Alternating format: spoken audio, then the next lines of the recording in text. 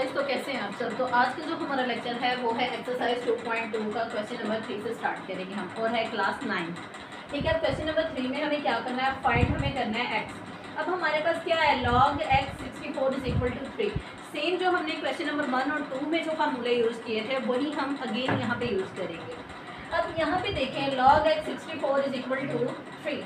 यहाँ पे क्या है हमारे पास, वही वाला formula log b x is equal to y, इसके इक्वल है b y is equal to x के। अब हमारे पास ये वाली जो सारी स्टेटमेंट है किसके इक्वल आ रही है, इसके।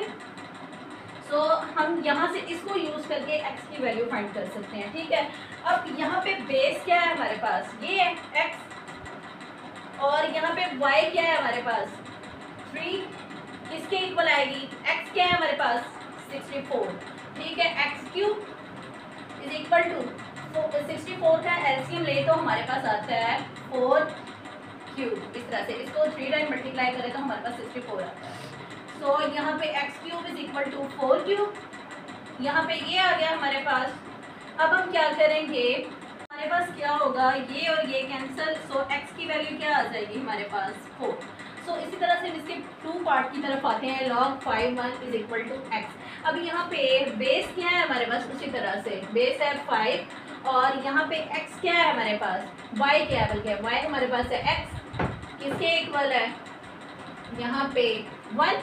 सो 5x is equal to 5 note क्या होता है हमारे पास, हमेशा 1 होता है।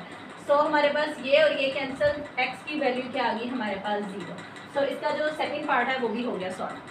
आते हैं अपने क्वेश्चन नंबर 3 के थर्ड पार्ट की तरफ। उसी के अंदर हमें सेम वही वाला वर्क करना है, फाइंड हमें क्या करना है, x फाइंड करना है, सेम उन्हीं फार्मूलाज को यूज़ करके। अब हम क्या करेंगे, log x 8 is equal to 1। यहाँ पे ये देखिए b क्या है हमारे पास, x है। ठीक है, y क्या है हमारे पास 1, किसके इक्वल आएगा, x के, x क्या है हमारे पास 8। ठीक है, x 1 is equal to 8 power 1। So ये पावर कैंसिल हो गई, x की वैल्यू आ गई हमारे पास 3, x की वैल्यू फाइंड होगी। अब हम आते हैं इसके 4 पार्ट की तरफ, log 10x is equal to 3। अब यहाँ पे देखें सेम उसी तरह से, बेस क्या है हमारे पास 10, और y क्या है हमारे पास 3 equal to x। So 10 cube हमारे पास कितना हो गया 1000 is equal to x।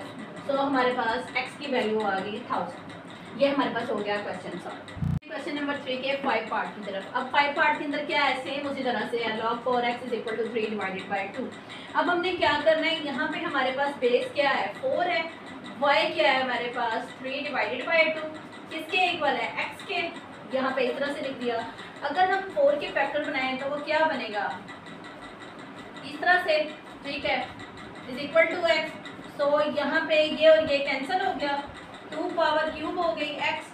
So x की वैल्यू क्या आ गई हमारे पास 8, 2 की पावर क्यूब हो तो हमारे पास 8 आता है। अब हम आते हैं क्वेश्चन नंबर 3 के 6 पार्ट की तरफ, जो हमारे पास लास्ट पार्ट है इसका। अब log 2 1024 is equal to x, base क्या है हमारे पास 2, किसके इक्वल है x के, इज इक्वल टू 1024। ठीक है, एज इट इज़ हमने उसी तरह से वर्क करना है। अब यहाँ पे 2x है, सो 2x इज इक्वल टू, अगर हम 1024 का एलसीएम लें, यहाँ पे 2 5 are 10, 2 1 are 2, 2 2 are 4, 2 2 are 4, यहाँ पे 2 5 are 10, 2 6 are 12, 2 1 are 2, so 2 2 are 4, 2 8 are 16।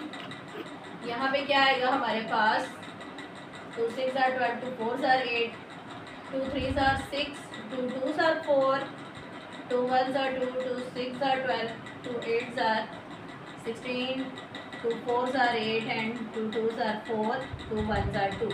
सो यहाँ पे हमारे पास 2 कितने टाइम आ गया, 1 2 3, यहाँ पे इस तरह से कर लेते हैं। ठीक है, 1 2 3 4 5, यानी कि 10 टाइम आ गया। यहाँ पे लिखेंगे हम 2 पावर 10 इस तरह से। ठीक है, ये देखना 1 2 3 4 5 को हम 2 दफ़ा करें ना तो हमारे पास 10 आता है। सो बेस होगी हमारे पास सेम, x की वैल्यू क्या आ गई हमारे पास 10। सो ये हमारे पास हो गया question solve. I hope so आप लोग को ये लेक्चर इजीली समझ आएगा, तो आप चैनल को लाइक और सब्सक्राइब कर देना ताकि जो मेरे नेक्स्ट लेक्चर हो वो आप लोगों तक इजीली पहुंच सके।